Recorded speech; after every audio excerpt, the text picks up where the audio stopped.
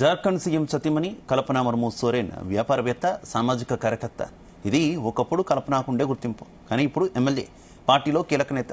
అన్నిటికీ మించి భర్తకు తిరిగి సీఎం పీఠం దక్కేలా చేసిన ధీరవనిత. అయితే ఇదంతా ఒక్క ఏడాదిలోనే సాధించింది. ఒక సాధారణ మహిళ నుంచి భర్తకు సీఎం పీఠాన్ని గిఫ్ట్గా ఇచ్చిన శక్తిమంతురాలుగా ఆమె ఎదిగింది.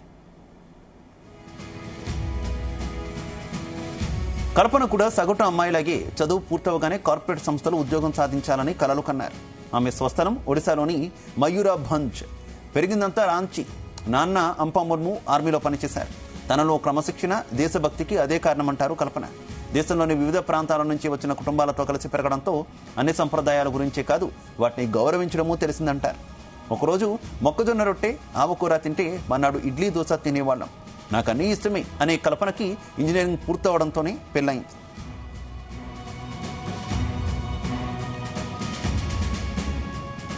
కొత్తగా పెళ్ళైన అమ్మాయి, అత్తింటి వారిది రాజకీయ నేపథ్యం ఉన్న కుటుంబం. భర్త హేమంత్ సోరెన్ జార్ఖండ్ ముక్తి మోర్చా నాయకుడు. దీంతో పెళ్ళయ్యాక కుటుంబానికే ప్రాధాన్యతనిచ్చారు కల్పన. కానీ బిజినెస్ మేనేజ్మెంట్ చదవాలన్నది ఆమె కోరిక. దూర విద్య ద్వారా పూర్తి చేశారు. తన కలను నిజం చేసుకోవడానికి తోడు నిలిచిన తన కుటుంబానికి ఎప్పుడూ రుణపడి ఉంటానని చెప్పారు కల్పనా సోరెన్. తన ప్రపంచాన్ని భర్తకి పరిచయం చేశారామె. తన ప్రతి ఆలోచనకి హేమంత్ అండగా ఉండేవారంటారు. అదే తనను సేవా కార్యక్రమాల్లోకి దింపిందని చెబుతారు.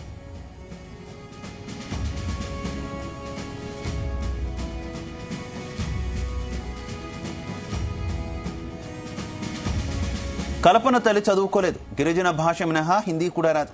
అందుకే కల్పన ప్రతి మహిళ చదువుకోవాలి, అప్పుడే అభివృద్ధి అని నమ్మారు.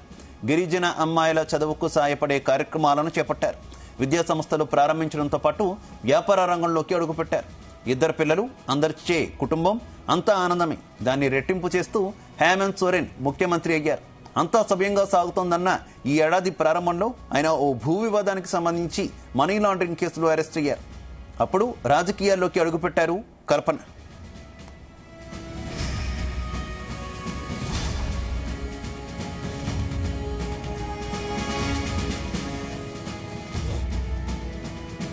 రాజకీయ ఎంట్రీతోనే తర్వాతి సీఎం అని అంతా అన్నా, రాజకీయాలు ఆమెకేం తెలుసన్నా ధైర్యంగా ముందుకే అడుగేశారామె.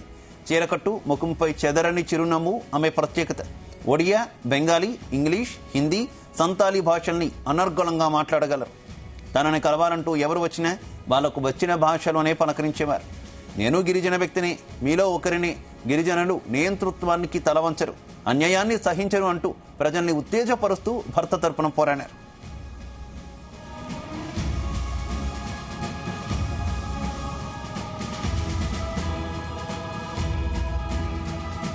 రాష్ట్రమంతా ర్యాలీలు, సభలు నిర్వహించారు. నా భర్త జైలుకు వెళ్ళినప్పుడు అత్తింటి వారంతా కన్నీటి పర్యంతమయ్యారు. నేను మాత్రం ధైర్యంగా నిలవాలనుకున్నా.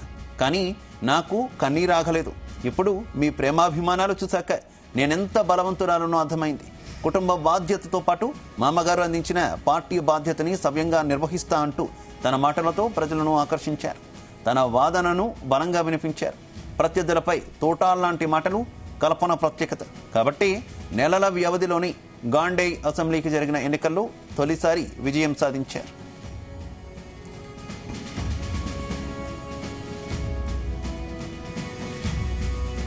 రాష్ట్ర వ్యాప్తంగా తిరుగుతూ ప్రజల మనసు గెలుచుకున్నారు. తర్వాత భర్త బయటకొచ్చిన ఆమె సమావేశాలు ఆపలేదు.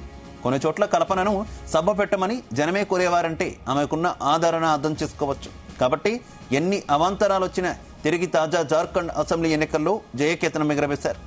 భర్త తిరిగి విజయం సాధించేలా చేశారు. ఈమె ప్రయాణాన్ని చూసిన వారంతా ఇల్లాలి విజయం ఇది, హేమంత్ సోరెన్ ఇన్నేళ్లలో సాధించిన దాన్ని కల్పన ఒక్క ఏడాదిలో తిరిగి నిర్మించారు అంటూ కితాబిస్తున్నారు. అందుకే ఇప్పుడు కల్పనా సోరెన్ ముఖ్యమంత్రి భార్య మాత్రమే కాదు, ఓ మహిళా శక్తి.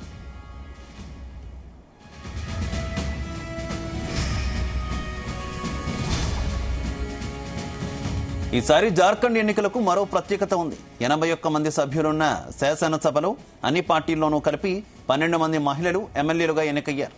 ఇది రికార్డు. 24 ఏళ్ల క్రితం జార్ఖండ్ ప్రత్యేకంగా ఏర్పడినప్పటి నుంచి అసెంబ్లీలో ఈ సంఖ్య క్రమంగా పెరుగుతూ వస్తోంది. స్త్రీలకు అవకాశం ఇస్తే గెలుస్తారనడానికి ఇదే సంకేతం.